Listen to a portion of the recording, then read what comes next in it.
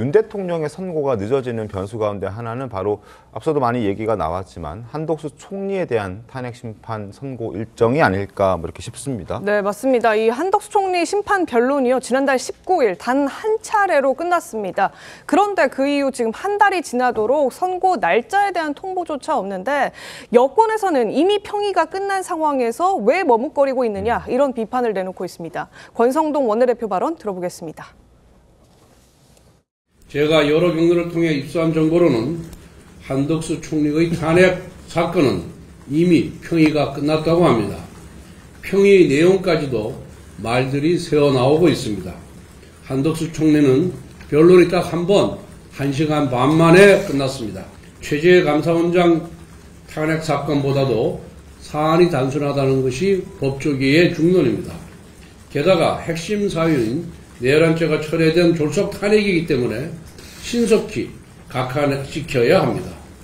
그런데 아직도 선고가 나오지 않았다는 것은 문영배 소장 대행의 정치적 판단의 산물인 것입니다. 예, 지금 들으신 것처럼 이 여권에서는요, 헌재가 한덕수 총리 선고가 늦어지고 있는 배경에 정치적 셈법을 지금 거론하고 있는 겁니다. 그렇습니다. 최재 감사원장 사건보다 사안이 단순하기 때문에 기각이다 이렇게 보는 법조계 시각이 많은데 한 총리가 기각되게 되면 자연스럽게 대통령 탄핵 재판에 각하와 기각에 더 무게가 실릴 수 있기 때문이다. 이런 해석을 지금 여권에서 하고 있거든요. 한 두 가지 정도로 볼 수 있는데 일단 최재 감사원장과 검사 3인에 대한 선고가 있었다는 것은 한덕수 총리에 대한 판결이 끝났다고 볼 여지도 있죠. 왜냐하면 아까 김용태 의원님 말씀하신 것처럼 만약에 정족수와 관련된 문제제기가 있고 이 문제제기부터 먼저 해결해서 재판관들의 의견을 모았을 거 아니겠습니까? 만약에 그 의견을 모으지 않고 재판을 뒤로 밀어놓은 상태에서 최재 감사원장 등에 대한 선고 이후에 만약에 저 부분이 의결 정족수를 충족 못해서 소추 자체가 무효다 이런 판결이 나게 되면 그럼 최고원장 임명한 그 두 분의 재판관이 관여한 재판은 문제가 되잖아요. 그렇죠. 그 문제제기가 있고 헌재 안정성이 흔들릴 수 있기 때문에 저는 저 선고가 있을 때 이미 한덕수 총리에 대한 여러 가지 평의 판결이 끝났다라고 볼 여지가 있는 거고요.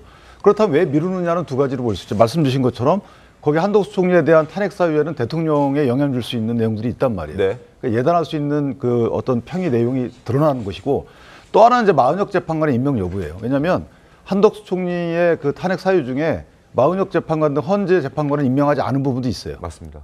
특검, 특별 여러 가지 법률안 거부 권고도 있지만 그렇다면 마은혁 재판관을 임명하지 않은 것에 대해서 헌재는 권한쟁의 심판에서 위헌이라고 판단했는데 이게 중대한 위법이 아니라 위헌이 아니다 이렇게 판결되게 되면 마은혁 재판관의 임명 물 건너가는 거죠.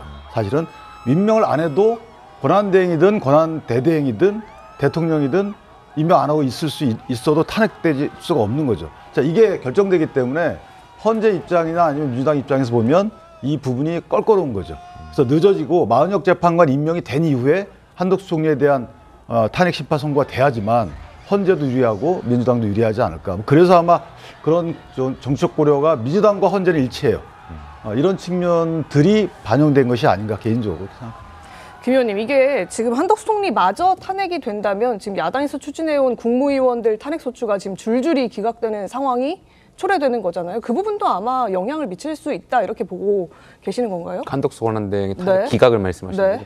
기각이 됐을 때는 아무래도 민주당의 입장으로서는 굉장히 혼란스러운 상황이 될 수밖에 없을 텐데 글쎄요, 최근에 그 이창수 서울중앙지검장이라든지 최재 감사원장의 탄핵이 기각됐음에도 불구하고 민주당은 사실 여기에 대해서 사과를 안 하고 있는 거 아니겠습니까?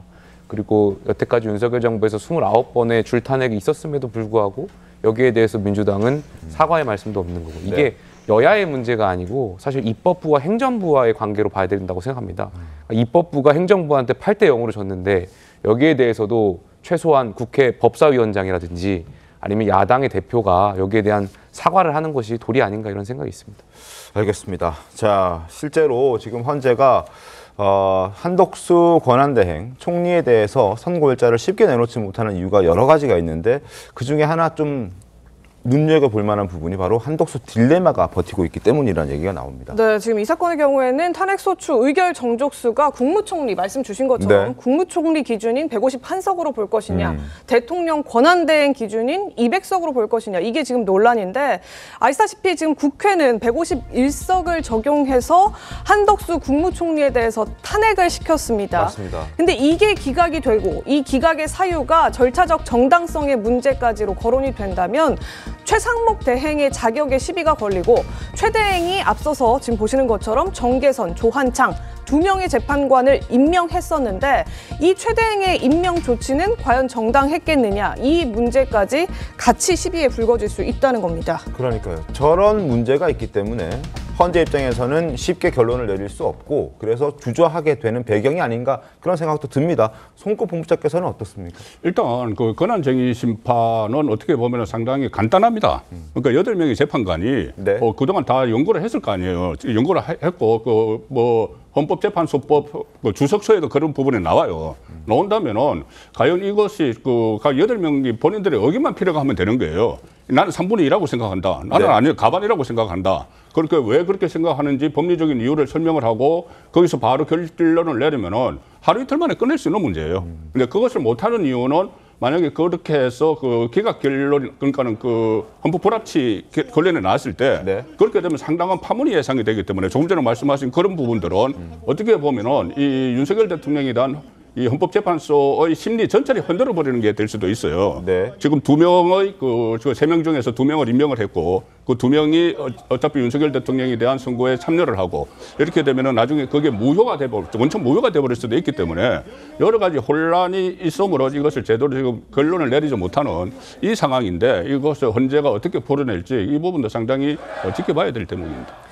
네, 이런 어떤 이유나 배경이 있든지 지금 한덕수 총리 선고가 늦어질수록 헌법재판소의 불공정성을 도드라지게 할 뿐이다. 이런 국민의힘 주진우 의원의 주장이 있습니다. 들어보겠습니다. 한덕수 총리 같은 경우에는 반나절 재판을 했거든요. 예, 반나절. 네, 반나절이라는 건 그만큼 쟁점이 적었다는 얘기고 대통령의 탄핵 재판 같은 경우에는 결국은 11번을 했단 말이에요. 예. 그러니까 법률상 쟁점의 숫자나 내용, 판결문의 그 분량이 비교도 할 수 없는 겁니다. 한덕수 총리 선고 기일 잡히고 나서 그 다음에서야 대통령 탄핵 선고에 대한 기일이 논의되거나 잡힐 수 있기 때문에 저는 이번 주 한 수요일, 화요일, 수요일 정도에 한덕수 총리 복귀가 먼저 이루어질 것이라고 생각합니다. 네, 윤기찬 변호사님, 이게 한덕수 총리 같은 경우에 반나절 재판했다는 거예요. 그 하루짜리 변론 기일이었고 그조차도 굉장히 짧았는데 아직까지 선고를 내리지 않고 있는 부분이 헌재가 불공정성 논란에 휘말릴 수 있는 여지가 있다. 그래서 좀 빨리 내야 된다, 이런 주장인데 어떻게 보십니까? 저 부분은 또 그 헌재 재판 진행 과정을 보더라도 그런 게 있어요. 왜냐하면 처음 변론 종결 당시에 아마 국회 소추단에서 검찰 수사 기록을 좀 보내달라 이렇게 요청을 했잖아요. 네. 근데 그걸 받아들이지 않았거든요. 근데 그 이후에 또 요청을 하니까 종결한 이후에 그때 그 헌재 측에서 검찰에 보냅니다. 그러니까 검찰에서 거부하죠. 이거 헌재 뭐 32조에 따라서 보낼 수 없다 이렇게. 그러니까 몇 가지 쟁점이 남아 있는 거죠. 네. 그래서 그럴 정도로 헌재 입장에서는 심리할 게 없다는 거죠. 오히려 시간을 약간 끌었다라는 생각이 들 정도로 종결 당시에는 똑같은 기록에 대해서 필요 없다고 했으면서 종결 이후에는 또 받아들여서 검찰에 보냈단 말이에요. 오히려 검찰이 거부했어요. 자, 그런 걸로 볼 때 헌재 측면에서도 왠지 한덕수 총리에 대한 탄핵 사건은 심리를 좀 빨리 진행하지 않는, 결론을 빨리 내리려고 하는 의도가 안 보이는 이런 게 있어요. 거기는 말씀하신 것처럼 권한쟁의도 있고 탄핵 심판도 있는데 만약에 탄핵 심판에서 의결 정족수가 충족되지 못했다고 해서 각하가 나오고 권한쟁의 심판에서 인용이 나오게 되면 그러면 이게 걷잡을 수 없는 문제로 불거지죠. 근데 아마 지금쯤 결론이 났을 것 같고요. 그렇다면 그런 위험성이 이제 없어진 결론이라면 얼른 결론을 내야 되는 거죠. 선고를 해야 되는 것이고 그런 위험성이 있는 결론이라 하더라도 얼른 선고를 해야지만 대통령 사건에서 뭐 두 재판관이 관여할 여지가 없거나 또는 심리가 더 진행되거나 할 거 아니겠습니까? 그러니까 지금 이러지도 못하고 저러지도 못하는 상황이 아닌가라는 생각이 들고 문제는 뭐냐면 한덕수 총리가 얼른 와야지만 사실 국정 안정을 원하는 야당 입장도 큰 범위 내에서는 대변이 되는 거잖아요. 근데 이거를 헌재가 여러 가지 정치적 고려나 본인들의 재판관 임명 관련된 이 뭐 내부 욕심 때문에 이걸 만약에 안 하고 있다 그러면 이건 공정성의 문제가 아니고 사실 기관 이기주의가 되는 거죠. 기관 이기주의. 그렇죠. 왜냐하면 마은혁 재판관의 만약에 뭐 완전체를 구성하려는 헌재 욕심은 이해합니다만은 그 완전체 구성도 적절한 절차를 통해서 구성돼야 되는 건데 그 적절한 절차를 본인들이 만약에 의도한다. 그리고 그 의도하는 과정에서 한 사람이 희생된다. 한덕수 총리가 희생되면 우리 국민이 희생되는 거잖아요. 사실 민주적 정당성으로 치자면 대통령 그다음에 총리입니다. 국회 동의를 받기 때문에. 근데 국민들로 하여금 이런 행정 서비스를 제공할 기회를 막고 있는 거잖아요. 그렇기 때문에 저는 더 이상 만약에 그 선거 기회를 늦추게 되면 이건 기관 이기주의다 이렇게 생각합니다.